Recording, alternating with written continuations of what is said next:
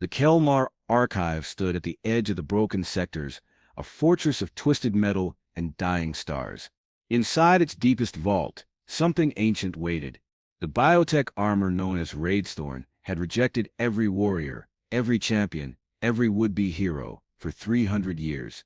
It hung there, suspended in quantum stasis, black as collapsed space, pulsing with a heartbeat that shouldn't exist.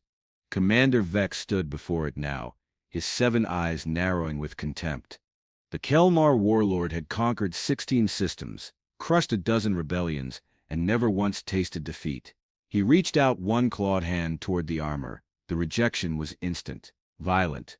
Blue lightning erupted from the armor's surface, throwing Vex backward across the vault. He crashed into the far wall, smoke rising from his scales. Pathetic, Vex hissed, rising to his feet. 3 centuries, and it still finds no one worthy. Perhaps the legends are nothing but lies.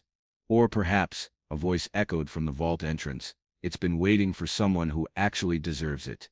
Vex turned. A human stood there, small, impossibly fragile-looking compared to his 9-foot frame. She wore the tattered remains of a prison uniform, blood-stained and burned. Her name was Kira Vex. No relation to the commander, though she'd taken his name as an insult after he destroyed her colony. Dark hair fell across eyes that held nothing but cold calculation. A scar ran from her temple to her jaw, courtesy of Vex's interrogators. She'd escaped 3 days ago, killing 4 guards with nothing but a broken pipe, and absolute fury.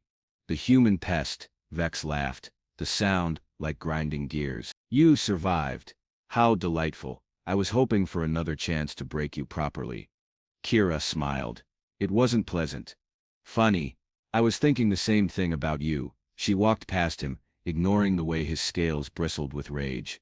Every step was deliberate, unhurried. She'd waited 6 years for this moment, planned it during endless nights in the detention cells, dreaming it while Vex's forces tortured her for information about human resistance fighters. The armor pulsed faster as she approached, Vex noticed. His laughter died. Don't be absurd, he snarled. The Ragethorne has rejected Kelmar royalty, Phyrexian warlords, even the high arbiters of the cosmic court. It will tear you apart. Kira stopped inches from the armor. Up close, she could see the intricate patterns carved into its surface, geometric designs that hurt to look at directly. The armor's heartbeat synchronized with her own. Good, she whispered. I'm tired of being torn apart. Let's see what happens when I do the tearing. She reached out, touched the cold metal. The armor screamed, not in rejection, in recognition, in hunger. It exploded outward, liquid shadow and living technology, wrapping around Kira's body like it had been made for her. Which, perhaps, it had. The pain was extraordinary. She felt the armor burrowing into her nervous system, interfacing with her thoughts, reading her memories. It saw everything. The burning colony, her daughter's face in the flames, her husband's last stand against Kelmar soldiers, the 6 years of torture, the escape, the single-minded purpose that had kept her alive when she should have died a dozen times over. Revenge. The armor loved it. Kira threw her head back and laughed, as the transformation completed. The armor settled into place, black and silver, covering her from head to toe. Wings unfurled from her back, not feathered, but made of the same liquid metal, capable of slicing through starship hulls. Her hands ended in claws that could tear through quantum shielding. She felt strong. No, she felt beyond strong. She felt like she could crack planets in half. Vex stared, his confidence crumbling for the first time in his miserable life. Impossible, he breathed. You're just a human, weak, fragile, nothing. Kira turned to face him. The armor's helmet materialized around her head, covering everything except her eyes. Those eyes glowed now, burning with blue fire. You know what your mistake was, Vex? Her voice echoed strangely, layered with the armor's ancient power. You thought humans were weak because we feel things, because we love, because we grieve. You never understood that those emotions don't make us fragile. She took a step forward.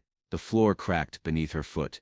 They make us danger. Vex activated his personal shield, and drew his plasma blade in one smooth motion. The weapon could cut through starship armor, had killed hundreds of warriors in single combat. He was the greatest fighter the Kelmar Empire had ever produced. Kira crossed the distance between them in less than a second. Her clawed hand punched through his shield, like it was paper, then through his armor, then stopped, just barely, pressing against his primary heart. Vex froze. He could feel the claw there, cold and sharp, ready to end him with the slightest pressure. Not yet, Kira said softly. You don't get to die quick and easy. You get to watch everything you built crumble, every ship, every station, every single soldier who followed your order. She released him, stepping back. Vex collapsed, clutching his chest, feeling his own blood leak between his fingers. Consider this a professional courtesy, Kira continued. I'm giving you a head start. Send a message to your fleet. Tell them Ragethorne has awakened. Tell them a human wears it now. Tell them to run. You're insane, Vex gasped. One warrior, even wearing that cursed armor, cannot stand against the entire Kelmar armada. We have 10,000 warships, millions of soldiers. Kira's laugh was sharp, brittle, edged with something that might have been pain or might have been joy. 10,000 warships. Really, you know, Vex, that's funny. That's actually hilarious. She turned toward the vault exit, wings folding behind her. Because 6 years ago, you brought exactly 10,000 warships to burn my world, to kill my family, to destroy everything I love, and now I'm going to return the favor. The armor will consume you, Vex called after her. It has destroyed every host eventually. You'll lose yourself in the madness. Kira paused at the doorway. Good. I stopped being myself the day you murdered my daughter. What's left of me is just the weapon I shaped from the pieces, and weapons don't need sanity. She launched through the doorway, wings spreading, carrying her up through the archives levels. Alarms screamed. Kelmar soldiers rushed to intercept her, firing plasma rifles, throwing grenades, deploying everything in their arsenal. It was adorable. Kira didn't slow down. The armor deflected energy weapons, like they were harsh language. Physical projectiles simply bounced off. When the soldiers got too close, she used her wings, slicing through them with surgical precision. Not cruel, not wasteful, just efficient. She burst from the archive's roof, into open space. The Kelmar fleet hung there, vast and terrible, blotting out the stars, destroyers, carriers, dreadnoughts, the pride of an empire that had conquered half the known galaxy. Kira hovered there, alone, insignificant, against that armada. She could feel the armor feeding her information, tactical overlays, weak points, energy signature. It had been built for war, designed by a civilization that understood violence on a cosmic scale, and it had waited 3 centuries for someone angry enough to use it properly.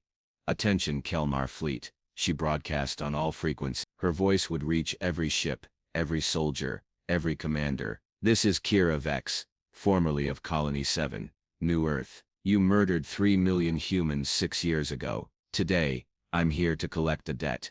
Laughter rippled through the fleet channels. They thought she was joking. One armored human, against 10,000 ships. Target the pest, Admiral Court commanded from his flagship. All weapons, turn her into dust. 300 cannons opened fire simultaneously. The space between Kira and the fleet lit up like a newborn star, enough firepower to vaporize a moon converging on a single point. When the light cleared, Kira still floated there, untouched. The armor had absorbed every joule of energy, converting it into power. She could feel it humming through her body, eager, hungry for more.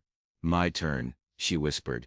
Then she moved. The armor gave her speed beyond comprehension. She crossed the distance to the nearest destroyer in a heartbeat, tore through its hull with her bare hands, ripped out its core reactor, and threw it at the next ship in line before the first one had finished exploding.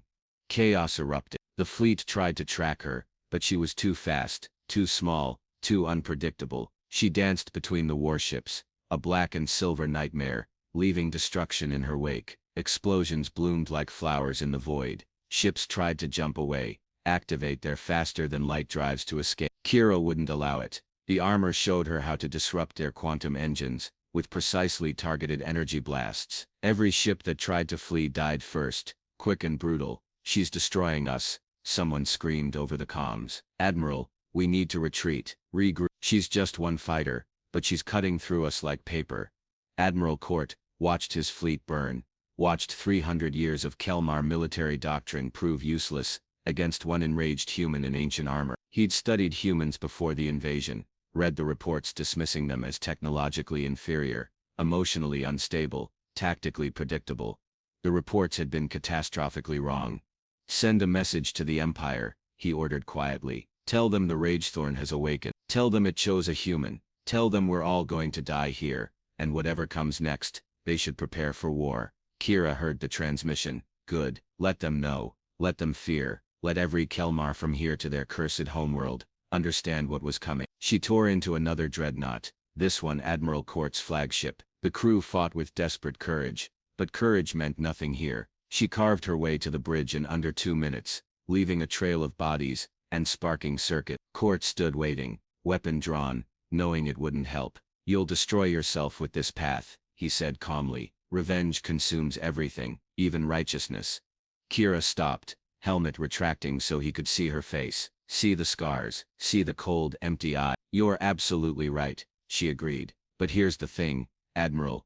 I already burned, 6 years ago, on Colony 7. Everything that made me human, everything soft and kind and gentle, it all died in those flames. She raised one clawed hand. What's left is just the echo, the ghost. And ghosts don't need tomorrow, they just need to finish their unfinished business. And then what? Court asked. After you've killed us all, after you've torn down the Empire, what happens to you?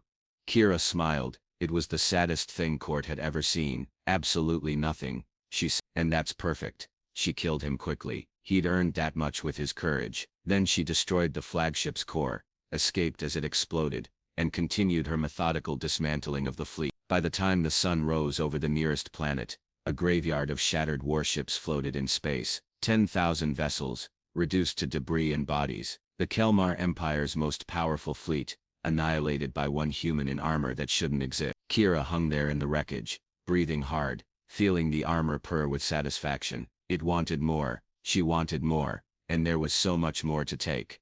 Let's finish this, she whispered.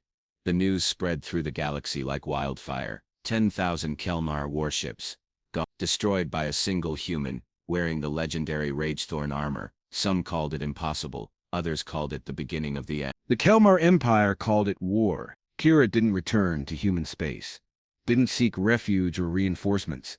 She went hunting instead, following the threads of intelligence the armor pulled from captured Kelmar databases. Every military installation, every supply depot, every single location where Vex's forces had staged their campaign of conquest. She visited them all, left them burning. The armor made her unstoppable. It healed her wounds in seconds, deflected weapons that could crack moons, gave her strength to tear apart starships with her hands.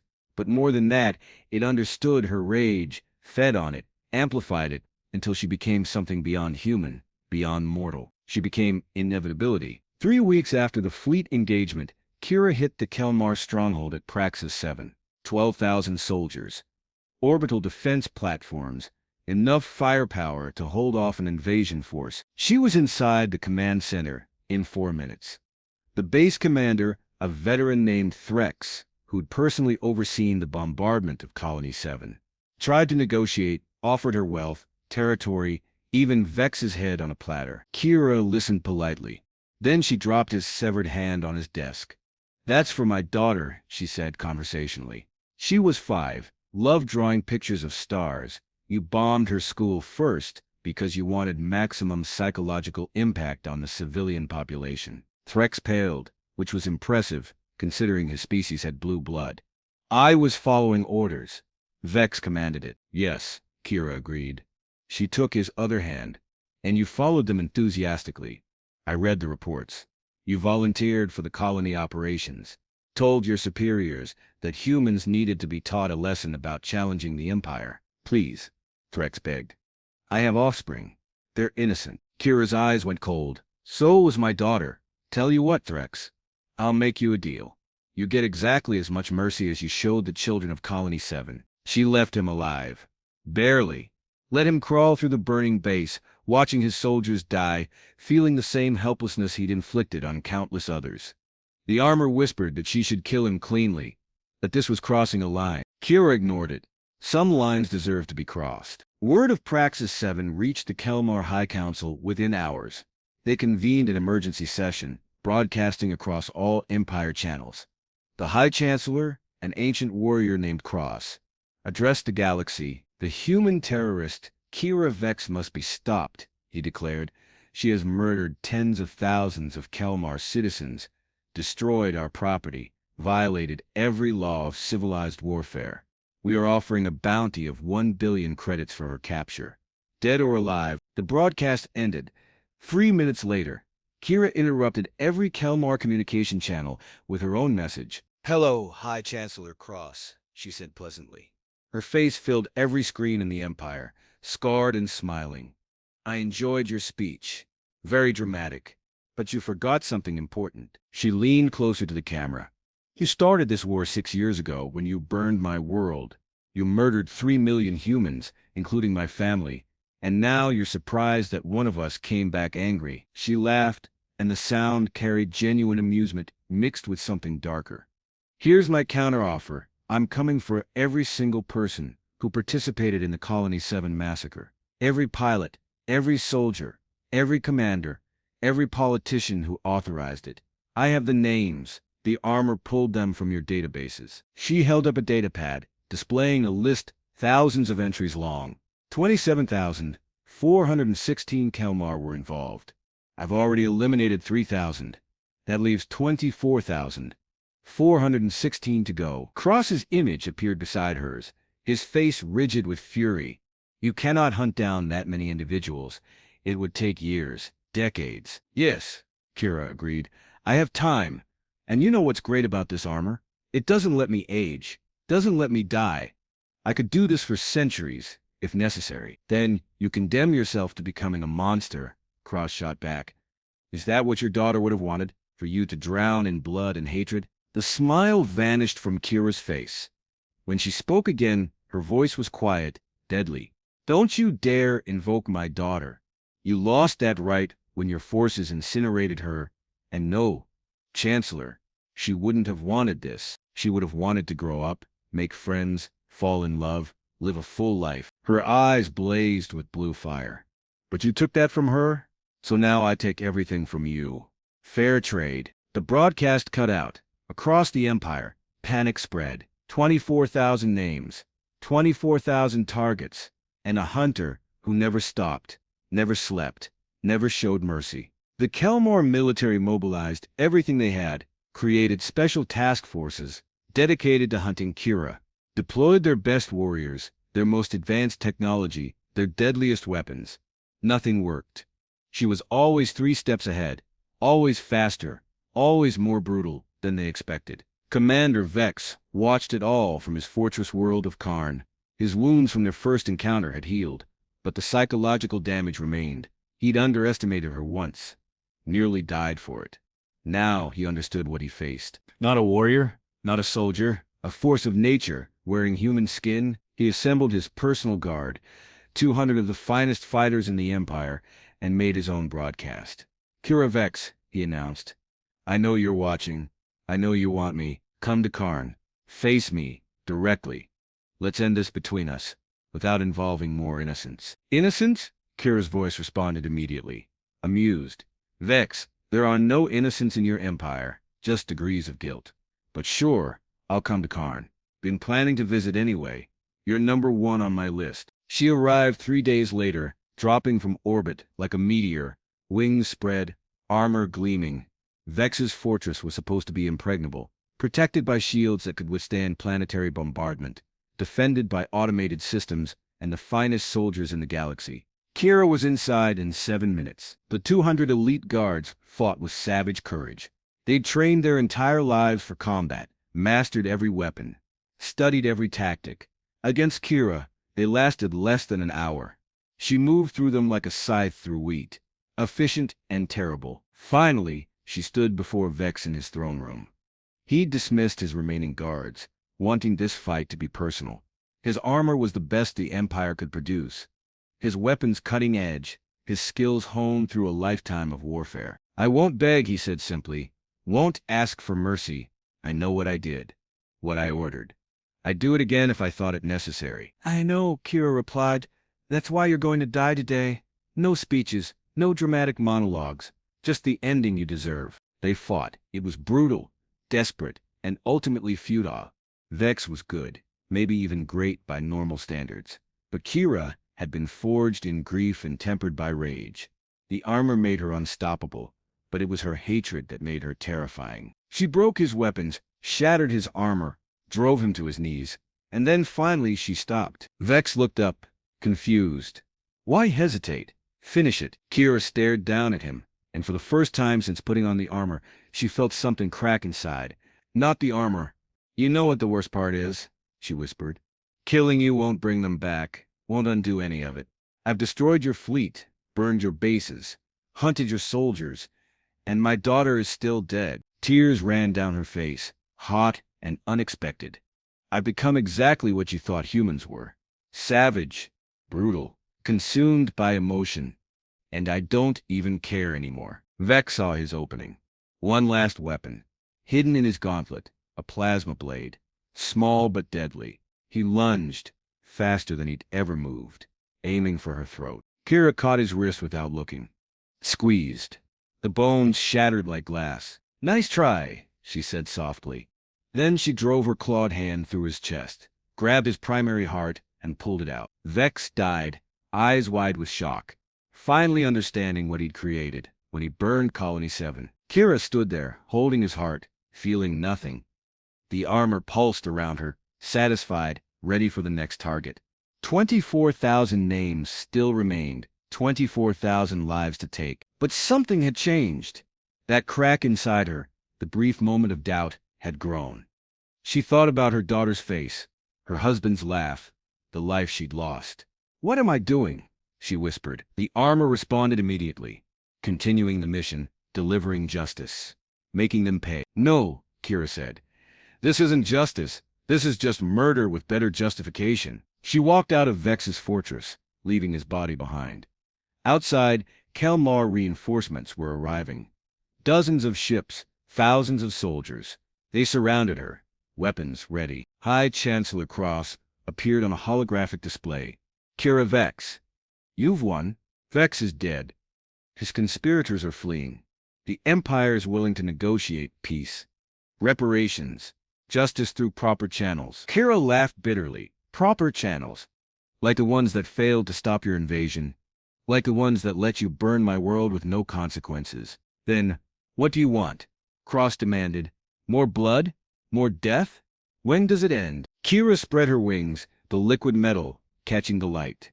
It ends when I say it ends, and I say it ends now. She deactivated the armor. Just for a moment, pulling it back, exposing herself. The Kelmar soldiers raised their weapons, fingers on triggers. Go ahead, she said. Shoot me. Kill me. Give your people their vengeance. But understand this. If you do, the armor will choose someone else. Someone angrier, someone worse. And they'll finish what I started. Or, she continued, you accept peace. Real peace. Reparations for the colonies you destroyed.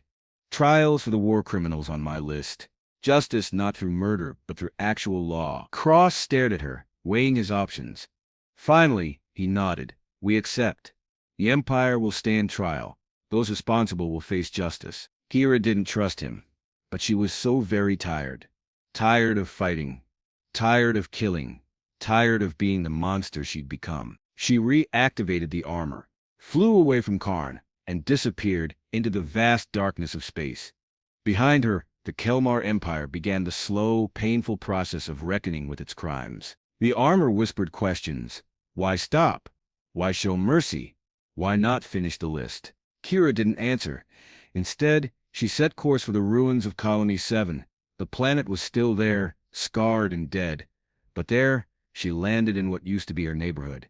Found the spot where her house had stood. Nothing remained but ash and memories. I'm sorry, she whispered. To her daughter, her husband, everyone she'd lost. I tried to make it right, tried to make them pay. But revenge doesn't fix anything, doesn't bring anyone back, just leaves more bodies, more grief. The armor began to disengage, recognizing that its host had reached the end of her purpose. But Kira stopped it. No, not yet. I'm not done. What's left? The armor asked in her mind. Kira looked up at the stars, at the galaxy full of wars and grief and injustice. Everything, she said. I made myself into a weapon. Fine, but weapons can be used for different purposes. She took flight again, leaving Colony 7 behind. Not to hunt, not to kill, but to find others like her. Others who'd lost everything. Others who needed someone to stand between them and the darkness. The armor pulsed with understanding, not revenge. Protection. Let's finish this properly, Kira said. Let's make sure no one else has to become what I became. Let's make sure no more children die screaming in the flames. She vanished into the void, a black and silver ghost, no longer hunting, but guarding, no longer destroying, but building. The Kelmar Empire kept its word, held trials, paid reparations. And when new threats emerged, when new wars began, when new monsters rose, there was always a figure in ancient armor standing in their way. Commander Vex, the weapon who chose mercy, the killer who chose life, the ghost who refused to let others join her in the darkness. The Ragethorne had waited 3 centuries for a host strong enough to wear it. It found someone stronger, someone who could choose to stop, someone who could transform rage into purpose. And in the end, that was the most dangerous weapon of all.